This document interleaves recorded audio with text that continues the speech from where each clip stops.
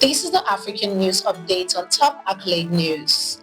The headlines: East Africa accused of coordinated assault on democracy. Cameroon faces political crossroads. Fears of authoritarianism rise in Togo. Tinubu moves to restructure Nigeria's tax system.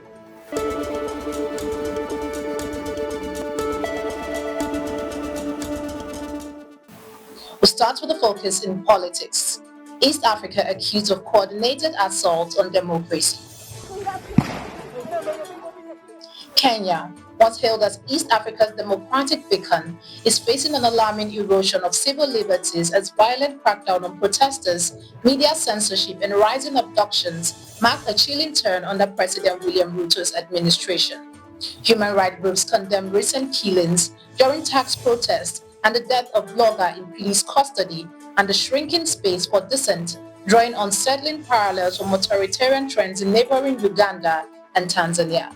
Regional cooperation among security agencies is intensifying fears of cross-border repression as activists warn of a deepening East African democratic crisis with international silence fueling impunity. Still in politics, Cameroon faces political crossroads. In a dramatic political shake-up just 4 months before Cameroon's presidential election, longtime minister and Biya ally Issa Tchiroma Bakary has resigned from government and declared his candidacy, vowing to end President Paul Biya's 42-year rule. Tchiroma, once a powerful voice defending Biya's administration, now accuses it of betraying public trust and pledges systemic reform, including federalism, to address the Anglophone crisis. His defection has sparked both hope and skepticism as critics question whether a former regime insider can truly deliver change in a nation grappling with conflict, corruption, and economic hardship. Moving on in politics, fear of authoritarianism rise in Togo. Tensions erupted in Togo's capital, Lomé, as clashes broke out between protesters and security forces over controversial constitutional changes that would allow the president to stay in power indefinitely. Demonstrators erected barricades and burned tires, while police responded with tear gas and arrest of opposition strongholds. The protests, sparked by growing anger over political repression and economic hardship, were organized by civil society groups who accused the president of staging a constitutional coup after assuming a powerful role without term limits. Businesses remain shuttered across the city amid a heavy military presence, underscoring the deepening political crisis in the West African nation. Moving to economy, Tinubu moves to restructure Nigeria's tax system. President Bola Tinubu has signed 4 land-backed bills into law aimed at reforming Nigeria's tax system in a move the government says will streamline revenue collection, ease the tax burden on individuals and businesses, and boost efficiency. The new laws, the Nigeria Tax Bill, the Nigerian Tax Administration Bill, the National Revenue Service Bill, and the Joint Revenue Board Bill, are set to take effect January 1st, 2026. Officials say the reforms are crucial for strengthening public finances and enhancing transparency in the country's revenue framework. You're watching the African News Update on Top Accolade News. Do stay with us. Still to come.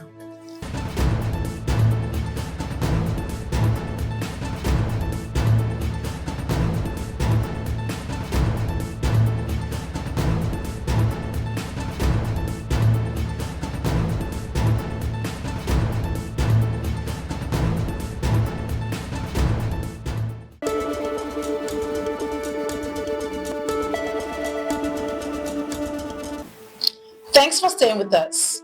In international relations, Nigeria's Vice President Shettima visits Ethiopia. Vice President Kashim Shettima has departed Abuja for Addis Ababa on a state visit to Ethiopia at the invitation of Prime Minister Abiy Ahmed, where he will participate in the launch of Green Legacy Program, an ambitious environmental campaign targeting the planting of 20 billion trees to combat climate change. Shettima is also expected to tour key industrial zones and agricultural hubs, including the Adama Industrial Zone and Mojo Poultry Farm, as both nations look to strengthen bilateral ties in agriculture, climate action, and sustainable development. The visit will culminate in a state dinner hosted by the Ethiopian Prime Minister reaffirming Nigeria and Ethiopia's long-standing cooperation in regional peace, economic growth, and environmental sustainability. In disaster, Central African Republic declares 3 days of national mourning after deadly school stampede. The Central African Republic is mourning the tragic loss of at least 29 school children following a devastating explosion and stampede at a high school in the capital, Bangui. With more than 250 others injured, the government has declared 3 days of national mourning as families grapple with fear and grief. Prime Minister Felix Moloa visited survivors in hospital, with health officials revealing most victims were young girls crushed during the panic triggered by a transformer explosion. The tragedy unfolded as nearly 5,000 students sat for national exams, turning a day of promise into heartbreak. In entertainment, Ghana's Lateef Abubakar wins Best Project Management Professional at Sky Africa Awards.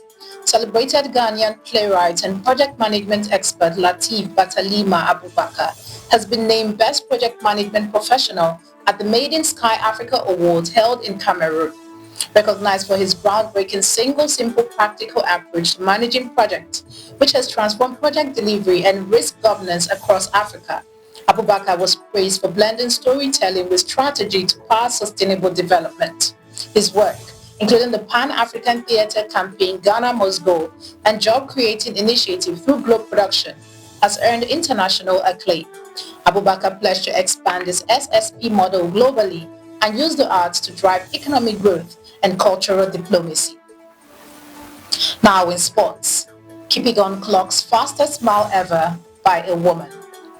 Kenya's Faith Kipyegon came tantalizingly close to becoming the first woman to run the sub-4-minute mile at the Nike-sponsored Breaking 4 event in Paris, clocking an unofficial 4 hours, 6 minutes, 42 seconds, 1 minute, 22 seconds faster than her own record. Despite the time not being rectified due to male and female pacemakers and advanced gear, Kipyegon's remarkable performance in an aerodynamic skin suit and high-tech spike redefined the limits of women's middle distance running. The three-time Olympic 1,500-meter champion declared she will keep chasing the dream, inspiring young girls worldwide with the message that we are not limited. That concludes our African news updates for today. Stay tuned for more African news and developments. Thanks for joining us. I'm Ojoromi Okocha. Connect and engage with us on all our social media handles. Do have a wonderful day.